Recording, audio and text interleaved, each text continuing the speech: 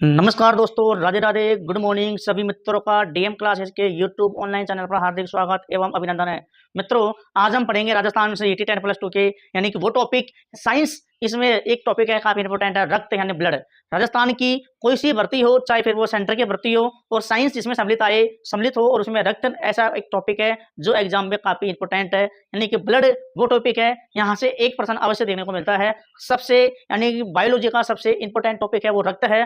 Blood काफी important topic है हर exam के लिहाज से। तो आज इसी क्लास में हम पूरा का पूरा टॉपिक को कवर करेंगे ब्लड। यहाँ से हर एक पर्सन के बारे में बातें करेंगे, हर वो छोटी छोटी बातों में हम चर्चा करेंगे जो एग्जाम के लिहाज से इंपॉर्टेंट है। आजकल परीक्षा का पैटर्न चेंज हो गया है, यानी कि प्रश्न आने लगे खतन के हिसाब से कि खतन ए और खतन आर कौन सा सही है कौन सा गलत है। तो शुरुआत करते हैं हमारी क्लास की। तो सभी क्लास चालू होने से पहले अपने इस सेशन को दबा के शेयर करेंगे। जो बच्चे नए जुड़ रहे हैं वो भी चैनल को सब्सक्राइब कर लेंगे, क्योंकि आज की क्लास बड़ी ही शानदार होने वाली है। साइंस की क्लास, यानी इसमें हम पढ़ेंगे रक्त के बारे में, ब्लड के बारे में। तो करते हैं शुरुआत बिना टाइम वेस्ट किए हमारे टॉपिक की, रक्त के बारे में। सबको मेरे साथ साथ अपने रफ में या नोटबुक में नोट्स बना लेना कि हर एक बातें आपको यहाँ से काफी इंपॉर्टेंट लगेगी। आपने आज तक पढ़ा होगा लेकिन याद नहीं किया होगा, आज पढ़ाऊंगा भी और हाथों में याद करवा दूंगा। रक्त के बारे में एक भी प्रश्न आपका बाहर नहीं जाएगा और गलत नहीं होगा। सीईटी 10+2 एग्जाम दो, चाहे फिर सेंटर की कोई सी भी एग्जाम दो, यहाँ से हर एक सवाल अवश्य मिलेगा, राजस्थान की भर्ती हो या फिर केंद्र की भर्ती हो। तो करते हैं शुरुआत हम रक्त के बारे में। रक्त एक टॉपिक है साइंस का, इसको बोलते हैं ब्लड। ब्लड भी कहा जाता है। ये साइंस का काफी इंपॉर्टेंट टॉपिक है। तो काफी बच्चों को समस्या रहती है कि साइंस में ब्लड के प्रश्न कैसे आते हैं। तो आज हम सब के सब प्रश्न यहाँ पर कवर कर लेंगे। सबसे पहले बात करते हैं रक्त के बारे में। रक्त की मैं थोड़ा सा डायग्राम की पढ़ाऊंगा पहले। ये रक्त है भाई, क्या है? रक्त है, यानी कि ब्लड है। क्या है? ब्लड है, रक्त है। सबसे पहले बात करते हैं इसके अध्ययन को क्या कहते हैं। रक्त के अध्ययन को क्या कहते हैं, पेपर में आता है। सबसे पहले इसके अध्ययन का बात करें, इसका अध्ययन को क्या कहा जाता है, वो कहते हैं हेमेटोलॉजी, यानी कि हेमेटोलॉजी। हेमेटोलॉजी हर एक बातें आपको पूरी की पूरी हाथों में याद करवा दूंगा। मेरे साथ साथ चलिएगा, नोट्स बना लीजिएगा। आज के बाद साइंस आपको कोई समस्या नहीं पैदा करेगी, हर एक प्रश्न आपको बिल्कुल बारीकी से याद करवा दूंगा। यानी कि पेपर में आएगा रक्त के अध्ययन को क्या कहते हैं, वो कहते हैं हेमेटोलॉजी। अब बात करते हैं प्रश्न नंबर 2 कि रक्त निर्माण की प्रक्रिया। रक्त निर्माण की प्रक्रिया को क्या कहते हैं, निर्माण की प्रक्रिया को क्या कहा जाता है, ये भी प्रश्न पेपर में आता है। रक्त निर्माण की प्रक्रिया को क्या कहा जाता है, वो काफी इंपॉर्टेंट है। वो होता है हीमोपोएसिस। हीमोपोसिस पेपर में सीधे सीधे प्रश्न आएंगे, हीमोपोएसिस। ये पेपर के लिहाज से काफी मोस्ट है। रक्त निर्माण की प्रक्रिया हीमोपोएसिस कहलाती है। बात करें, रक्त एक तरल सहयोगी उत्तक है। यह एक तरल सहयोगी उत्तक है। तरल सहयोगी उत्तक है। यह एक तरल सहयोगी उत्तक है। रक्त एक तरल सहयोगी उत्तक है। बात करते हैं उत्तक के बारे में कि इसका रक्त के बारे में कि रक्त का पीएच मान क्या होता है। इसका पीएच मान होता है, पीएच मान की बात करें पेपर में आता है, वो होता है 7.4। इसका पीएच मान भी होता है 7.4। इसका पीएच मान ये होता है। बात करें कि एक स्वस्थ व्यक्ति में कुल रक्त की मात्रा कितनी होती है, कुल कितना ब्लड पाया जाता है स्वस्थ व्यक्ति में, वो होता है 5 से 6 लीटर। यानी कि स्वस्थ व्यक्ति में 5 से 6 लीटर रक्त पाया जाता है। 5 से 6 लीटर रक्त पाया जाता है, एक पूर्ण रूप स्वस्थ व्यक्ति होता है उसमें। बात करें यह कुल वजन के कितना % पाया जाता है, तो पेपर में ये भी आता है। यह शरीर के कुल वजन से 8 से 11% पाया जाता है।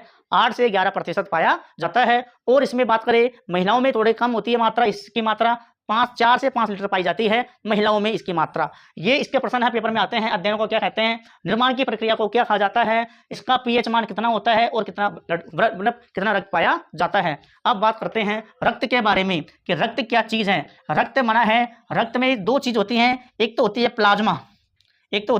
प्लाज्मा, जो अपने आप में बहुत ज्यादा पाई जाती है, यानी कि 55% पाई जाती है। एक होती है रक्त कणिकाएं होती हैं। रक्त कणिकाएं होती हैं जो पाई जाती हैं, 45% पाई जाती हैं। इनको भी 3 भागों में बांटा गया है। एक तो बांटा गया है आरबीसी, फिर बांटा है डब्ल्यूबीसी और एक बांटा है प्लेट्स बांटा गया है। इनको भी 3 भागों में बांटा गया है। तो सबसे पहले हम पढ़ेंगे प्लाज्मा, काफी मात्रा में पाया जाता है, यानी 55% प्लाज्मा पाया जाता है रक्त में। फिर पाया जाता है रक्त कणिकाएं, जिसमें 3 होती हैं, आरबीसी, डब्ल्यूबीसी और प्लेट्स। यहाँ से हम चर्चा करेंगे यानी प्लाज्मा की। सबसे पहले बात करेंगे प्लाज्मा की। तो यहाँ तक आपने उतार लिया होगा, एक बार यहाँ तक आप इसको अपने नोट्स में उतार लीजिएगा, स्क्रीनशॉट ले लिए। फिर इसके बारे में चर्चा करेंगे, यानी प्लाज्मा के बारे में चर्चा करेंगे। तो एक बार यहाँ तक उतार लीजिएगा कि इसके अध्ययन को क्या कहते हैं। ये बात इंपॉर्टेंट है, यहाँ तक उतारो फिर आगे बढ़ेंगे। ठीक है, उतार लिए। अब करते हैं चर्चा हम प्लाज्मा की। सबसे पहले मैंने कहा रक्त को हम बने दो भागों में बांटा, एक तो बांटा प्लाज्मा, प्लाज्मा कितना परसेंट, 55%। एक बांटा रक्त कणिकाएं, रक्त कणिकाएं हमने बांटा 45%। जो भी 3 भागों में आरबीसी, डब्ल्यूबीसी और प्लेट्स हमने बांटा। पहले पढ़ेंगे प्लाज्मा। प्लाज्मा में जो मेन बातें हैं वो हम चर्चा करेंगे। यानी कि प्लाज्मा का सबसे पहले आएगा रंग कैसा होता है। इसका रंग बात करें, पेपर में रंग आएगा, इसका रंग कैसे होता है। इसका होता है हरा, हल्का पीला, हल्का पीला होता है, हल्का पीला रंग पाया जाता है इसका। और पीला रंग किसके कारण पाया जाता है, बिलीरुबिन पदार्थ के द्वारा, बिलीरुबिन पदार्थ पाया जाता है, इसके कारण इसका रंग पीला पाया जाता है। जब व्यक्ति को पीलिया होता है, जब व्यक्ति को पीलिया की बीमारी होती है तो बिलीरुबिन की मात्रा बढ़ जाती है, इस पदार्थ की मात्रा बढ़ जाती है। यानी कि बिलीरुबिन की मात्रा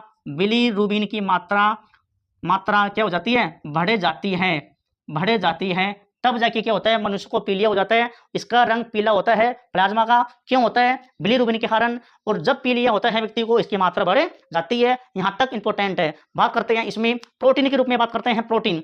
इसमें प्रोटीन के रूप में बात करते हैं तो इसमें कुछ प्रोटीन पाई जाती हैं प्लाज्मा में। प्रोटीन के बारे में पेपर में प्रश्न आता है यहाँ से कि इसमें कुछ प्रोटीन पाई जाती हैं, उनका नाम मैं बता रहा हूँ। यहाँ पे 4 प्रोटीन पाई जाती है, 4, 1 2 3 और 4 प्रोटीन पाई जाती हैं। पहली है एल्ब्यूमिन,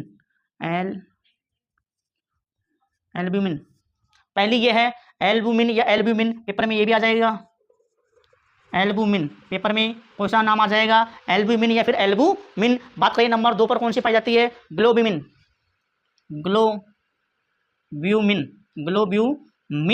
तीसरी पाई जाती है फ्राइबिनोजन पाई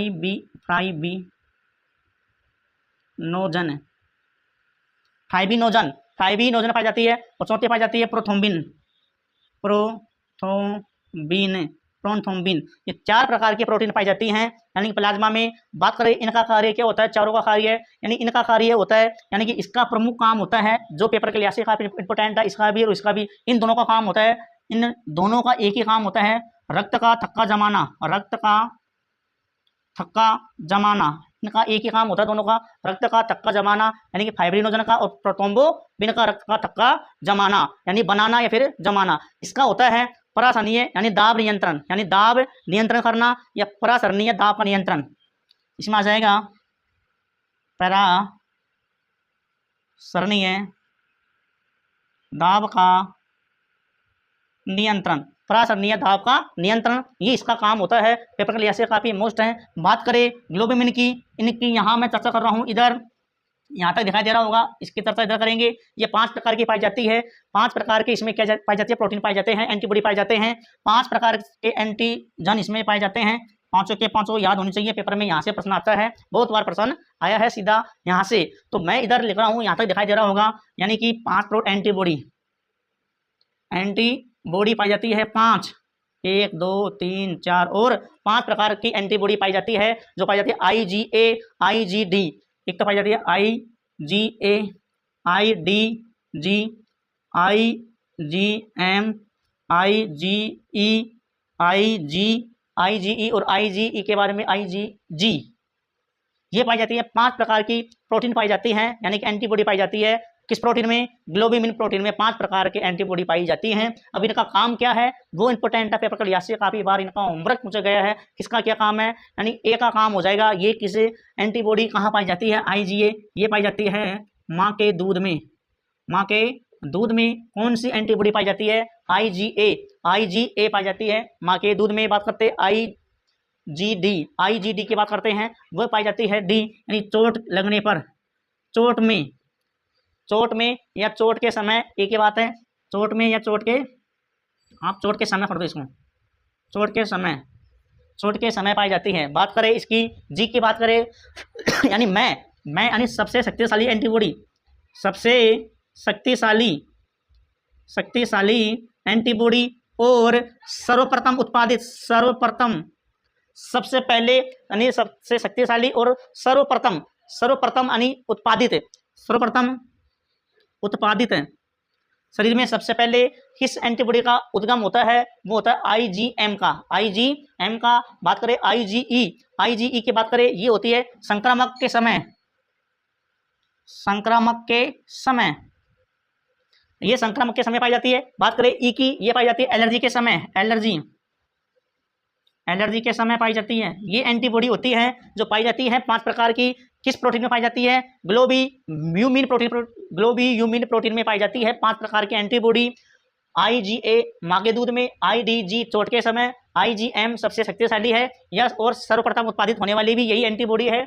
आईजीई एलर्जी के समय काम आती है, आईजीजी और ये होती है संक्रामक के समय काम आने वाली। ये 5 प्रोटीन है यानी एंटीबॉडी हैं, ये होती हैं प्लाज्मा। इसके बारे में फिर पढ़ेंगे हम रक्त कणिकाएं, इसमें आरबीसी यानी लाल रक्त कणिकाएं, श्वेत रक्त कणिकाएं, प्लेट्स, हर आने वाले भाग में इनके बारे में चर्चा करेंगे। तो यहाँ तक सबको समझ में आया होगा रक्त के बारे में बिल्कुल बारीकी से। तो आशा करता हूँ यहाँ से प्रश्न आने की संभावना है। ये 5 के 5 प्रश्न काफी इंपॉर्टेंट है क्योंकि लेवल के हिसाब से ये प्रश्न बहुत इंपॉर्टेंट है, तो आपको ये प्रश्न याद होना अत्यावश्यक है। मिलते हैं अगले भाग में, फिर बात करेंगे हम आरबीसी, डब्ल्यूबीसी और प्लेट्स के बारे में चर्चा करेंगे। तो बने रहिएगा हमारे साथ। जय हिंद, जय भारत।